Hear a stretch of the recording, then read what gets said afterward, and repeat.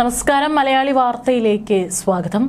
അന്തരിച്ച നടൻ സലീം കുമാറിനെ സ്മാരകം പണിയാനായിട്ട് സംസ്ഥാന ബജറ്റിൽ 1 കോടി രൂപ അനുവദിച്ചിരുന്നു. നിയമസഭയിൽ ബജറ്റ് അവതരണ വേളയിലാണ് മുഖ്യമന്ത്രി വി ഡി സതീശൻ ഇക്കാര്യം പറഞ്ഞത്. ഇതിനെതിരെ അതിനെ വിമർശിച്ചും അനുകൂലിച്ചൊക്കെ തന്നെ രംഗത്ത് വരുന്നവർ നിരവധിയാണ്. ഏതായാലും ഇപ്പോൾ ബജറ്റ് അവതരണം കഴിഞ്ഞ് ഇത്രയും ദിവസം കഴിയുമ്പോഴാണ് ഇതിനെ വിമർശിച്ചുകൊണ്ട് നമ്മുടെ മലയാളത്തിലെ തന്നെ പ്രശസ്ത നടനായിട്ടുണ്ടായിരുന്ന മാമുക്കോയുടെ മകൻ നിസാർ മാമുക്കോയ രംഗത്ത് വരുന്നത്.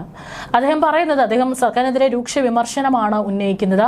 അദ്ദേഹം പറയുന്നത് ഖജനാവ് കാലിയാണെന്നും പൂച്ച പെറ്റുകിടക്കുന്ന ഖജനാവാണെന്നും നമ്മളെ പഠിപ്പിച്ചവർ തന്നെയാണ് ഒരു നടന്റെ സ്മാരകത്തിനായി 1 കോടി രൂപ ബജറ്റിൽ നീക്കിവെച്ചിരിക്കുന്നതെന്നതാണ് നിസാർ പറഞ്ഞു വെക്കുന്നത്.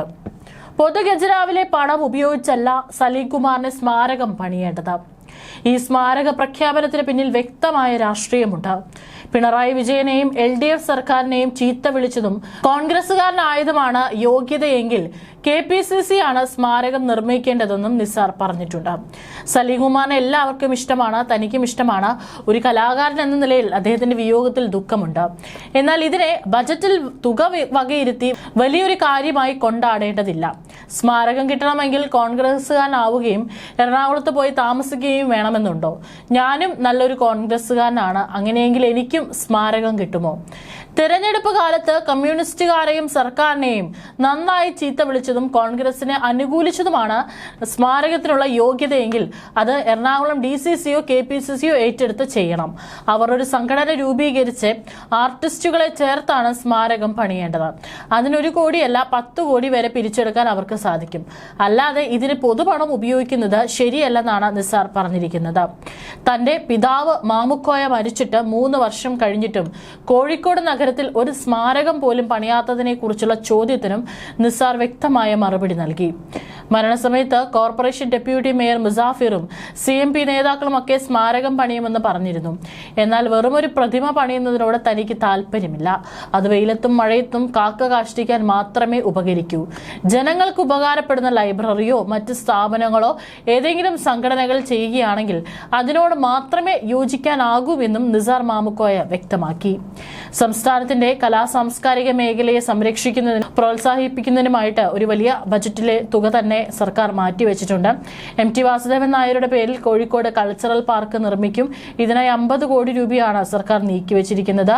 പിന്നെയാണ് നടൻ സലീം കുമാറിന്റെ ഓർമ്മയ്ക്കായി ബജറ്റിൽ 1 കോടി രൂപ വകയിരുത്തി സ്മാരകം നിർമ്മിക്കാനുള്ള മുഖ്യമന്ത്രി വി ഡി സതീശന്റെ ബജറ്റ് പ്രഖ്യാപനത്തിൽ ഈ ഒരു കാര്യം കൂടി വന്നത്.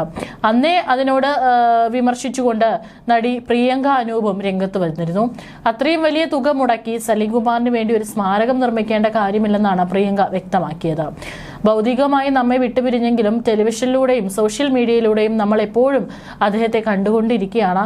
മരണമില്ലാതെ ജീവിക്കുന്ന ഒരാളാണ് സലീമേട്ടനെന്നും പ്രിയങ്ക പറഞ്ഞിരുന്നു. കോടികൾ മുടക്കി കെട്ടിടങ്ങൾ പണിയുന്നതിനേക്കാൾ ആ തുക അർഹതപ്പെട്ടവരിലേക്ക് എത്തിക്കുന്നതാണ് അദ്ദേഹത്തിന് ഏറ്റവും സന്തോഷം നൽകുകയെന്നും പ്രിയങ്ക പറഞ്ഞു. സലീം കുമാറിന് വേണ്ടി 1 കോടി മുടക്കി സ്മാരകം പണിയുന്നതിൽ തനിക്ക് യോജിപ്പില്ല. അത്രയും പൈസ മുടക്കി സലീമേട്ടന് വേണ്ടി സ്മാരകം നിർമ്മിക്കേണ്ട കാര്യമില്ല. കാരണം നമ്മുടെ എല്ലാവരുടെയും മനസ്സിൽ സലീമേട്ടനുണ്ട്. മരിച്ചെങ്കിലും നമ്മൾ എപ്പോഴും TVയിലും സോഷ്യൽ മീഡിയയിലും കണ്ടുകൊണ്ടിരിക്കുന്ന മരിക്കാതെ ജീവിക്കുന്ന ഒരാളാണ് സലീമേട്ടൻ. ആ പേരിൽ കുറച്ച് കുട്ടികൾക്ക് പഠിക്കാനുള്ള സൗകര്യമോ പാവപ്പെട്ടവർക്ക് വീടോ ലാഫിംഗ് വില്ല എന്ന പേരിൽ എന്തെങ്കിലുമൊക്കെ ചെയ്തു കൊടുക്കുകയാണെങ്കിൽ, അർഹതപ്പെട്ടവർക്ക് ആ പൈസ കൊടുക്കുകയാണെങ്കിൽ സലീമേട്ടൻ അതായിരിക്കും സന്തോഷമെന്നാണ് പ്രിയങ്ക പറഞ്ഞിരുന്നത്.